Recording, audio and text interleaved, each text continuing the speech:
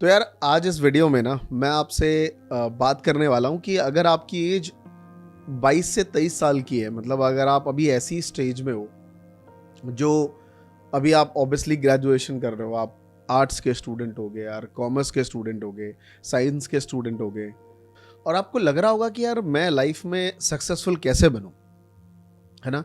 क्योंकि अगर आप देखो आज के टाइम पे 2024 में टेक्नोलॉजी बहुत है, आपके पास टेक्नोलॉजी है तो डिस्ट्रैक्शंस के चांसेस बहुत हैं। तो ये जो चैनल है वो टॉक अबाउट मी, अनफिल्टर्ड मी, मैं अपने बारे में पूरा खोल के आपको बताऊंगा कि भाई मैंने अपने जीवन में सक्सेसफुल कैसे अचीव किया हर वर्टिकल पे। तो आज वर्टिकल है कि मैंने अपनी 20-22 की एज में ऐसा क्या किया कि मैं आज यहाँ पे हूँ। 19 से लेके यूं कहूँ कि 18 से लेके 18 से लेके 23-24 के बीच में ऐसे क्या डिसीजंस मैंने लिए होंगे उस टाइम जिसकी वजह से आज मैं यहाँ पे हूँ, और कहीं ना कहीं अपने आप को ये फील करता हूँ कि मैं सक्सेसफुल हूँ। राइट, सक्सेस की डेफिनेशन पैसों से मेजर नहीं की जा सकती। मेजर की जा सकती है कि what ever you like you do it. आपको वो पसंद है जो आप कर रहे हो, इसका मतलब आप सक्सेसफुल हो। 18 की जब मैं एज में था, मैंने क्या किया उस टाइम मैं आपको बताना चाहता हूँ कि जब मैं 18 की एज में था मेरी शादी हो चुकी थी। तो शादी करना कोई बहुत बड़ी चीज़ नहीं है कि मैंने कुछ बहुत बड़ा उखाड़ लिया हो कि मैंने शादी कर ली तो बहुत सही चीज़ हो गई। बट अगर आपको थोड़ा समझाऊं तो मैं जनरली कैमरे पे बोलता हूँ कि किसी की कोई बच्चा बदमाश हो तो उसकी शादी करा दो, वो ठीक हो जाएगा, बड़े पुराने लोग कह गए हैं। ऐसा ऐसा हर चीज़ ज़रूरी नहीं है। एक बैक ऑफ द माइंड क्या होता था, मेरे पास एक रिस्पॉन्सिबिलिटी आ जाती थी कि अगर मैं 2000 जब मैं 17 का था और मैं बाइक लेके स्टंट कर रहा हूँ, टंकी पे बैठ के खड़ा हो रहा हूँ, फ्लाई बोर्ड से उतर रहा हूँ, मेरे स्कूल के फ्रेंड्स बोल रहे भाई मत कर गिर जाएगा। मतलब आज सोच रहा हूँ यार मैं अपने माँ बाप का अकेला बच्चा था उस टाइम। मतलब आप समझ रहे हो कि मैं स्कूल से निकल रहा हूँ, संसरी खालसा मेरा स्कूल था, वहाँ से शो ऑफ करने के चक्कर में जो स्कूल वाले देखे और मुझे थोड़ा सा एकदम कूल समझे, मैं बाइक हाथ पे बाइक खड़े होने की कोशिश कर रहा हूँ 30-40-50 की स्पीड में। और मतलब अब मैं कंप्लीटली कोई स्टंटबाज नहीं था, बट मैं I am trying to do कि मैं देखो छोड़ रहा हूँ। तो अगर कुछ हो जाता उस टाइम तो क्या होता। तो ये सब चीज़ें मैं बहुत करता था, मतलब ऊट पटांग हरकतें। जहाँ मैं रहता था वहाँ के दोस्त कहते थे भाई तू ना यार बड़ी सही चलाता है बाइक, मतलब मैं संगम विहार के अंदर और तू बाहर सही बाइक चलाता है। मैं बहुत तेज बाइक मतलब नया नया जोश था क्योंकि नई नई बाइकें मिली थी, 11th क्लास में बाइक मिली थी। तो उस बाइक के फ़ायदे ये थे कि मैं बहुत जगह घूमा करता था, इधर उधर बहुत सारे बंक कर रहा हूँ स्कूल से जा रहा हूँ। लेकिन जब मेरी लाइफ में शादी हुई तो मेरी शादी ने ना मुझे कंट्रोल किया। कंट्रोल इन द सेंस कि कोई ऐसा नहीं था कि कोई मुझे रोक रहा था, मेरी वाइफ ने कभी ऐसा कुछ किया नहीं। मुझे खुद ऐसा फील होता था कि जब मैं स्टंट कर रहा हूँ तो मुझे लगता था यार घर पे कोई मेरा इंतज़ार कर रहा है। तो अब आपके केस में ऐसा तो नहीं हो सकता कि अब आप शादी कर लो 18-19 की एज में। अब आपको ये देखना है कि वो कौन कौन से पर्सन है जो मेरी लाइफ में बहुत इंपॉर्टेंट है, मतलब वो मेरा हमेशा ख्याल रखते हैं। तो दो लोग आते होंगे आपके जीवन में, सबसे पहले आपकी माँ, क्योंकि आप अपनी मॉम से ज़्यादा अटैच हो गए, और दूसरे आपके फादर जो आपसे शेयर नहीं करते होंगे, या आजकल के फादर क्योंकि आप 18-19 के हो तो आजकल के फादर तो ब्रो बन गए यार, मतलब बड़ा प्यार रहता है। जैसे मेरे भी बच्चे हैं तो मैं उनसे बड़ा प्यार फील करता हूँ। और मैं बहुत रॉ बातें बोल रहा हूँ इस वीडियोस में, रॉ इसलिए बोल रहा हूँ क्योंकि आपको ना एक्चुअल नॉलेज मिले कि यार मुझे क्या करना है, एक्चुअली समझ पाओगे और एक्चुअल पॉइंट्स नोट कर पाओगे। तो मैं आपसे ये कहना चाह रहा था कि आप सबसे पहले वो पर्सन डिसाइड करो जो आपकी लाइफ में बहुत इंपॉर्टेंट है। आपकी सिस्टर हो सकती है, कई बार सिस्टर बहुत प्यार करती है अपने भाई से, है ना। आपकी मॉम है, आपकी गर्लफ्रेंड है, आपके डैड हैं, आपके घर में जो लोग रह रहे हैं उनका आपको ध्यान रखना पड़ेगा। मुझे लगता है यही लोग हैं जिनसे आप बहुत अटैच्ड होते हो, बहुत प्यार करते हो। ये कोई लाइक ऐसा रिलेशन नहीं है जो म्यूचुअल बेनिफिट ढूंढता है एक दूसरे से कि भाई कुछ देगा तभी मैं उसके लिए सोच पाऊंगा। अदरवाइज दुनिया की जितनी भी मेटलिस्टिक रिलेशनशिप है, आप मानिए, मतलब इनफैक्ट मैं आपको बोलूँगा गर्लफ्रेंड का भी हाल कुछ ऐसा, बट मैं ऐसा बोलूँ कि सबके साथ रिलेशनशिप में ऐसा ही होता है तो कुछ लड़के बोलेंगे हम लड़के हैं हमारे साथ ऐसा होता है, बट ऐसा नहीं है। सम ऑफ हाउ कई बार आपको लाइफ में एक ऐसी वुमेन मिल जाती है जो आपको बहुत आगे तक लेके जाएगी। मैं उस पर भी बात करूँगा कि गर्लफ्रेंड कैसी होनी चाहिए, इस पर डिस्कस करेंगे। बट अभी मैं सिर्फ बात कर रहा हूँ कि आपके मॉम डैड, आपकी भाई, आपका सिस्टर, और लास्ट में मैं गर्लफ्रेंड को रख रहा हूँ क्योंकि ये नंबर्स थोड़े से ऊपर नीचे हो सकते हैं। इनको आप अपने बैक ऑफ द माइंड रखिए। कि जब भी आप बाहर जाएं, जब भी आप कुछ ऐसी हरकतें करें, दोस्त के साथ कुछ ऐसा कर रहे हो जहाँ पे कोई ऑफेंस हो रहा हो, गाड़ी के ऊपर आप लाइक बहुत तेज चला रहे हो, रफ लाइक ड्राइविंग कर रहे हो, किसी से लड़ाई कर रहे हो, किसी से बहस हो रही है, तो आप बहस के बाद अब क्या होता है, जनरली हाथ उठते हैं, आजकल लोग डंडे उठा लेते हैं, एक दूसरे से लड़ाई करने लगते हैं। तो उस टाइम आप सोचो कि मैं इससे क्यों लड़ रहा हूँ यार, मेरी फैमिली है, मेरे मॉम है, मेरे डैड हैं जिन्होंने मुझे जन्म दिया। आप किसी फैमिली में अकेले बच्चे होंगे या फिर आप 2 भाई होंगे। अब आप सोचो कि यार उस माँ ने कितना पेन सहा होगा आपको जन्म देने के लिए, आपको पालने के लिए कितना समय डिवोट किया है आपके ऊपर, आपके बचपन पे, है ना। आपको उसने माँ ने अपना बचपन खराब कर रही है। अगर वो आज सिटी एरिया में रहती हैं तो आप सोचो वो जॉब छोड़ देती है ना।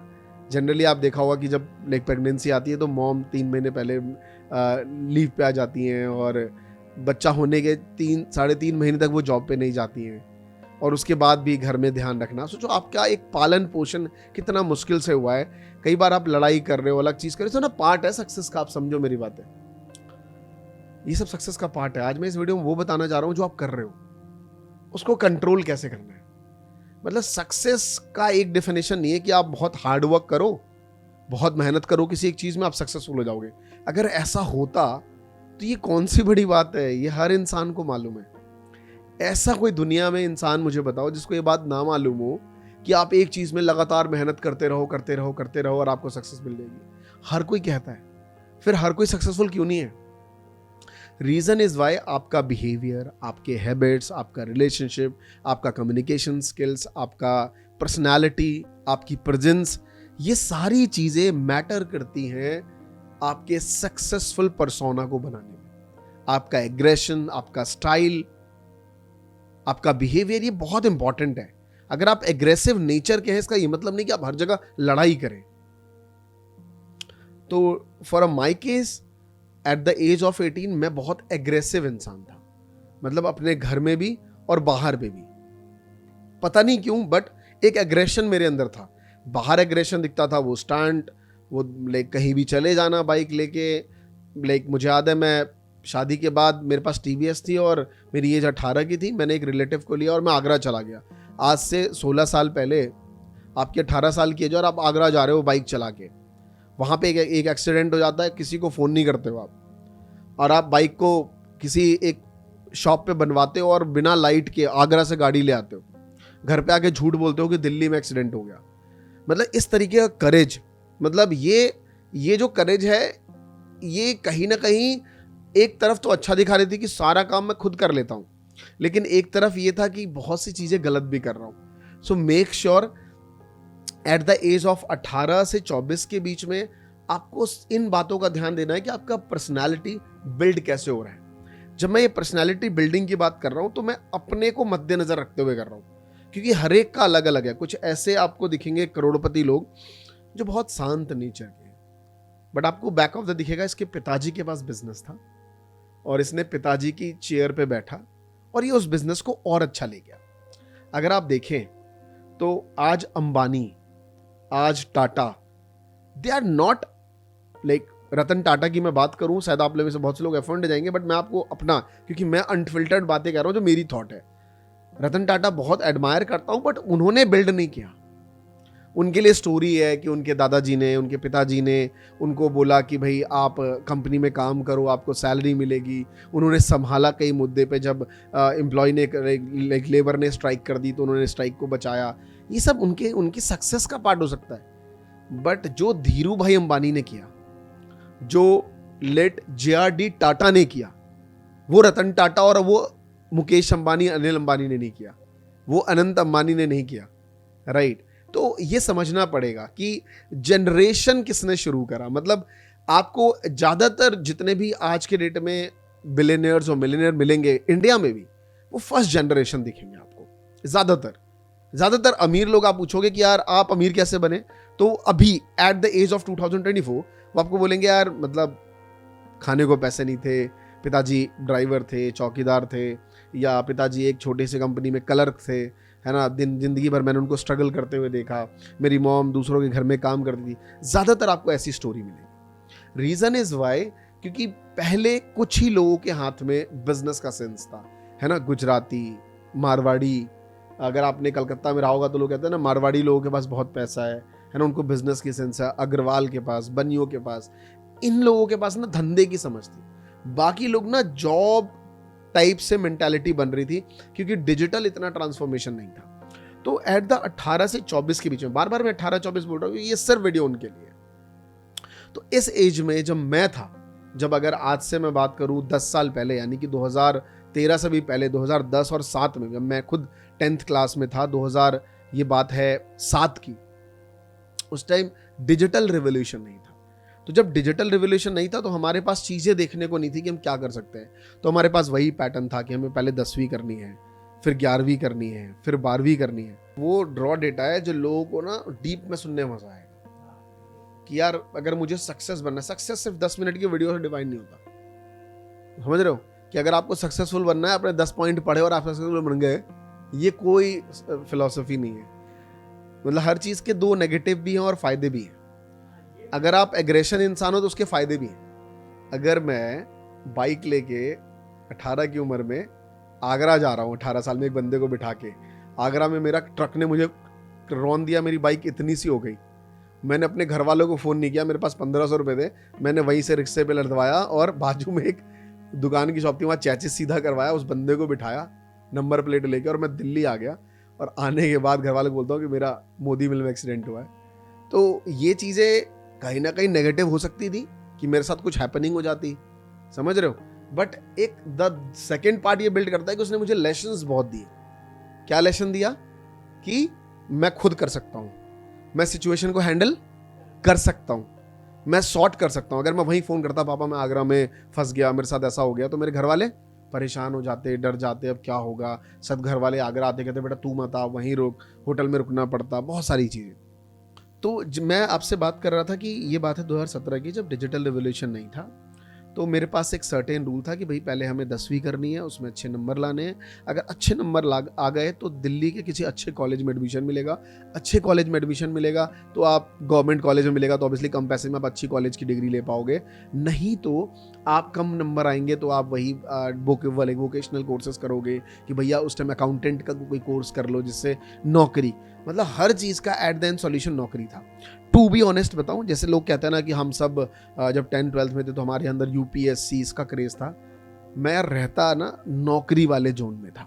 मतलब मैं गांव में नहीं था कि गांव में लोग सरकारी नौकरी इन चीज़ों की बात करते हैं। मैं 7th 8th 9th 10th मेरा दिल्ली के एक संगम विहार नाम पे जगह पे हुआ, जहाँ लोग परेशान होके पूरे भारतवर्ष से आते हैं नौकरी की तलाश में, और उन्हें कोई नौकरी मिल जाती थी उस टाइम 5,000 7,000 की, और वो आशियाना ढूंढने के लिए संगम विहार में आते थे। तो जो पर्सन जिंदगी की पूरी मार भाग दौड़ में परेशान होके 8 से 7,000 की नौकरी कर रहा है और वो संगम विहार रह रहा है, वो गवर्नमेंट जॉब की भी बात नहीं करता था। वो बस ये बात करता था कि मेरा बेटा थोड़ा बहुत पढ़ के एक सही जगह सेटल हो जाए, कहीं नौकरी लग जाए, मेरे कंपनी में ही कलर की नौकरी लग जाए। इनफैक्ट माई फादर, मुझे याद है कि उनके लाइक थॉट बड़े हो सकते हैं, लेकिन जितना मैंने उनको समझा है, मुझे याद है उनके कुछ विचार थे कि भाई थोड़ा फोटो स्टेट, वो कहते भी थे कई बार कि उनके जहाँ शॉप है, जहाँ वो लाइक सिखाते हैं, वहाँ पे एक फ़ोटो स्टेट की दुकान है, वहाँ मैं वो सब सीख जाऊँ फ़ोटो स्टेट करना। और वो कई बार बोलते थे कि मैं तुम्हें 1 लाख रुपए दे देता हूँ, कोई कोर्स कर ले, जिससे कोई अकाउंटिंग NIT कोर्स कर ले। वो पता नहीं उनके किसी ऑफिस में किसी रिलेटिव्स ने NIT किया होगा, तो उनके दिमाग में था कि NIT का कोर्स कर ले, जिससे कोई सिटिंग जॉब, मतलब वो कतई नहीं चाहते थे कि मैं कोई ड्राइविंग की जॉब करूं या कोई ऐसा रिलेटेड टू ड्राइवर, इस टाइप की नौकरी होती है। वो चाहते थे कि कोई भी ऑफिस में जॉब, जैसे कोई क्लर्क हो गया, है ना, इस टाइप की मैं जॉब करूं। तो बट मेरा ऑलवेज, मुझे याद है कि मैं ना प्रभावित हुआ, मैं भी प्रभावित हुआ ना। मैंने कहा ना कि हर इंसान प्रभावित होता है, तो 18 से 24 में एज में आप भी ज़्यादा प्रभावित हो, जैसे आप मुझसे प्रभावित हो सकते हो, आप किसी और यूट्यूबर से प्रभावित हो सकते हो। सो इन दैट सिचुएशंस मैं भी प्रभावित हुआ, किससे? ट्यूशन वाले भैया से। मैं दिखता था जहाँ मेरे पापा, चाचा, मामा, मेरे रिलेटिव्स जो मेरे साथ रहते हैं, वो पूरी दिन भर नौकरी करते हैं, और दिन भर में उनकी सैलरी होती थी 300 से लेके 500 रुपये डेली का, मतलब एवरेज 300 से 500 रुपये, विच इज़ मैक्सिमम हायर। मतलब अगर मैं बात कर रहा हूँ 2010 की, कि 500 रुपये एक दिन की दिहाड़ी है, बहुत ज़्यादा है। मतलब महीने का 15,000 रुपये। तो मैं वहीं पे जिन भैया के पास ट्यूशन पढ़ने जाता था, होता है हम इंडियंस हैं, हमें कैलकुलेशन की आदत है, तो मैं ट्यूशन पढ़ता था। तो 11th की बात है, तो वो सतीश भैया एक भैया हैं, बहुत अच्छे हैं, अभी मेरे अच्छा रिलेशन है उनसे। तो मैं जोड़ता था उनकी इनकम कि यार ये एक शाम को 3 बजे से पढ़ाना शुरू करते हैं और शाम को 7 बजे, मतलब 4 बैच लेते हैं मुश्किल से, और हर बैच में करीबन 50 बच्चे उनके थे। तो ऑलमोस्ट उनके पास बच्चे हो गए 200 के करीब। मैंने देखा 200 बच्चे हैं और हर बच्चे से 300 रुपये एवरेज वो फीस लेते थे। तो 200 गुणा 300, लाइक 200 गुणा 300 आप जोड़ो तो ये 60,000 रुपीज़ हो गया। तो आई एम वेरी सरप्राइज्ड। और वो उनके पास एक सेंट्रो थी उस टाइम। तो मैं बहुत बहुत इंटरेस्टिंग था कि यार ऐसा काम करते हैं ना यार, कि ट्यूशन पढ़ाते हैं, 60,000 रुपये मिलेगा, बस 3 बजे से लेके शाम को 7-8 बजे तक पढ़ाना है, फिर दिन के मौज अपने, और इज्जत की इज्जत, भैया आ रहे हैं भैया आ रहे हैं, पढ़ाने का एक पता नहीं क्यों क्रेज था। सो मैं बड़ा प्रभावित हुआ इस चीज़ से, और मेरे दिमाग में एक चीज़ आ गई कि मुझे ट्यूशन पढ़ाना है। तो कहीं ना कहीं मैं भी प्रभावित हुआ। मेरे पास डिस्ट्रैक्शंस के चांसेस कम थे कि मुझे यूपीएससी क्रैक करना है, मुझे एसएससी क्रैक करना है। मैंने एक फॉर्म खरीद के लेके आया था, जहाँ तक मुझे याद है, क्योंकि ये सब बड़ा ना फैंटेसाइज करता है एट द एज ऑफ 18, 19, 20। मदनगिर में एक जगह होती थी, आप चार्ली शॉप, अगर आप दिल्ली में रहते हो तो आप जानो कि मदनगिर में एक चार्ली की शॉप है। उसी लेन में शाम को 5 बजे, आपको याद है आलम, 5 बजे ऐसा कुछ पता है आपको कि चार्ली की शॉप देखी है आपने? चार्ली की शॉप से सीधा उसी लेन पे आते हैं, तो वहाँ पे ना एक अखबार वाला बैठता है नीचे, शायद आपको याद हो, आप देखना कभी जाके, मैं बहुत दिन हो गए। तो अखबार के साथ साथ वो ना जॉब के फॉर्म भी भरता था। जॉब के फॉर्म के साथ ना वो अखबार में अटैचमेंट्स होती थी किसी इंस्टीट्यूट की, कि भाई इस नौकरी को कैसे भरा जाता है ना, कहाँ से कोचिंग ले सकते हो। तो वो अखबार देता था, 50 रुपये फॉर्म होती थी, SC ST के लिए कम होता था। तो ऐसी शौक में 1-2 फॉर्म शायद मैं ले आया था 12th पास के ऊपर। और किताबों का बड़ा शौक था, वहाँ जाके कुछ ऐसी किताबें खरीद लेना, हिंदी में शोएड बॉन्डन की किताब और ये सारी चीज़ें, तो मैं पढ़ता रहता। तो मैंने कुछ 1-8 फॉर्म भरे होंगे, बट मैं गवर्नमेंट जॉब के पीछे इतना सीरियस नहीं था। मैं चाहता था कि यार किसी भी तरीके से मैं अर्निंग करना शुरू कर दूँ। तो ट्यूशन्स 12वीं करी, और 12वीं बहुत स्ट्रगल गई मेरी, उस पर डिस्कस करेंगे। तो इन दौरान मैंने जो, लाइक मेरी मॉम की डेथ हो गई और मेरे जीवन में बहुत बैक्ड आया, मैं बहुत टूट सा गया, क्योंकि आपके जब घर में एक पर्सन नहीं होता है ना, तो ये कहीं ना कहीं आपके लिए बहुत बड़ा लॉस है। क्योंकि मॉम और डैड में बहुत बड़ा डिफरेंस है। रीज़न इज़ वाई, आप मॉम से वो सब कुछ शेयर कर लेते हो जो डैड से शेयर नहीं कर पाते। आप मॉम से लड़ लेते हो किसी चीज़ के लिए कि मुझे चाहिए नहीं चाहिए, बट आप डैड से बात नहीं कर पाओगे। और जब आप बात नहीं कर पाओगे तो आपके अंदर वो फ्रस्ट्रेशन रहता है।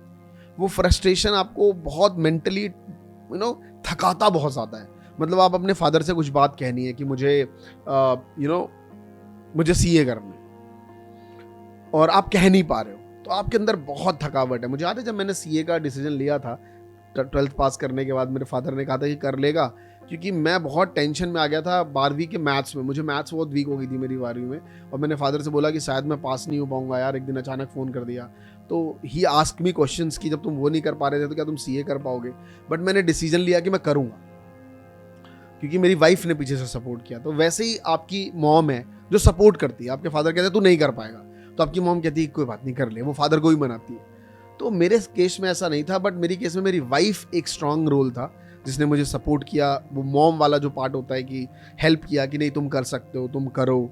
तो वो एक बैक्ड मेरे लाइफ में हुआ, अच्छा हुआ जहाँ मैं गया। तो एट द सिचुएशन में आपको ये बताना चाह रहा हूँ कि मेरी लाइफ बड़ी उथल पुथल रही है 18 से 24। आपकी भी लाइफ ऐसी है। शॉर्ट्स में बात करूंगा। पहला, गर्लफ्रेंड का रिलेशनशिप में आपका बहुत ज़्यादा प्रॉब्लम चल रहा है। कभी गर्लफ्रेंड इग्नोर कर रही है, भाव नहीं दे रही, आप बड़े लाइक पॉजेसिव हो क्योंकि वो आए दिन उसके मेल बॉयफ्रेंड्स बहुत सारे हैं।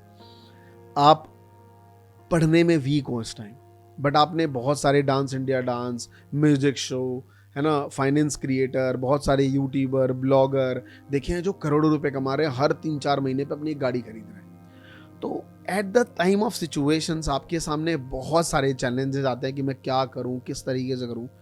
तो मैं आपको बोलूँगा कि सबसे पहले जो मैंने स्टार्टिंग की चीज़ें बताई थी ना, कि पर्सनैलिटी, आपका बिहेवियर, कम्युनिकेशन स्किल्स, आपका like dedications, one man army, आपका कंट्रोल कर लेना अपनी चीज़ों को कि मैं सारे काम सॉल्व कर सकता हूँ, प्रॉब्लम सॉल्वर हूँ, पर्सनैलिटी, एग्रेशन, बिहेवियर, अगर ये सब चीज़ें आपके अंदर हैं तो इस चीज़ को चैनलाइज करिए और इसको पॉजिटिव वे में डेवलप करना शुरू करिए। जैसे आप बहुत गुस्से वाले हैं तो गुस्से का एग्रेशन सही तरीके से कैसे किया जाए इस पे बात करनी चाहिए, इस पे सोचना चाहिए, इस पे विचार करना पड़ेगा आपको। तो at the end the day like the video, मैं आपसे यही कहूँगा इसमें कि सबसे पहले 18 से 24 की एज में एक इंसान किसी भी एज में हो आप, आपके अंदर बहुत सारे बदलाव आते हैं, उस बदलाव को आइडेंटिफाई करिए।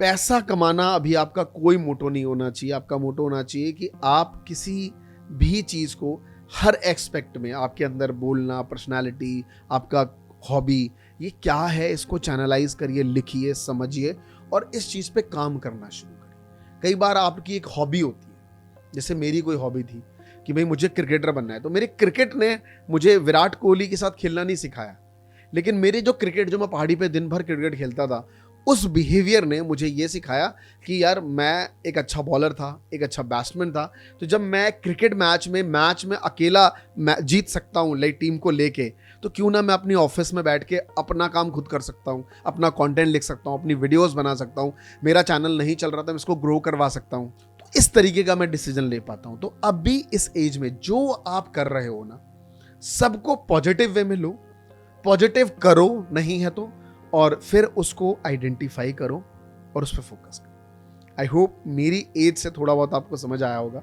कमेंट करिएगा कि क्या समझ आया आपको, ऐसे आपको और सीरीज चाहिए और बातें चाहिए तो मैं सोलो पॉडकास्ट इस पे करूँगा, वीक में एक वीडियो आपके लिए लेके आऊँगा जिससे आपको समझ आए कि मैं क्या कर रहा हूँ, किस तरीके से कर रहा हूँ, कैसे मैंने अपने 18 से 24 की एज को लाइक आइडेंटिफाई किया, कैसे मैंने अपनी लव लाइफ को आइडेंटिफाई किया, कैसे मैंने अपनी मैरिड लाइफ को सही किया, फादर के साथ रिलेशन को कैसे मैंने सही पूरा करा, क्योंकि बाप बेटे का रिलेशन बड़ा खतरनाक होता है ना, लड़ाइयाँ बहुत होती हैं, तो कैसे उसको चैनलाइज किया। अमिताभ बच्चन का डायलॉग है ना कि मेरे बाप का जवाब सिर्फ मैं दे सकता हूँ और कोई नहीं, तो वो आपके साथ भी होता होगा। किस तरीके से ये चीज़ करनी है मैं आपको हर वीक एक वीडियो लाया करूँगा, हर Sunday. Definitely you like it and पसंद आता है तो सब्सक्राइब करिए, लाइक करिए और शेयर करिए ना उन सभी दोस्तों को जिनको एक्चुअली ज़रूरत है इस एज में सही फोड़ने की। Thank you.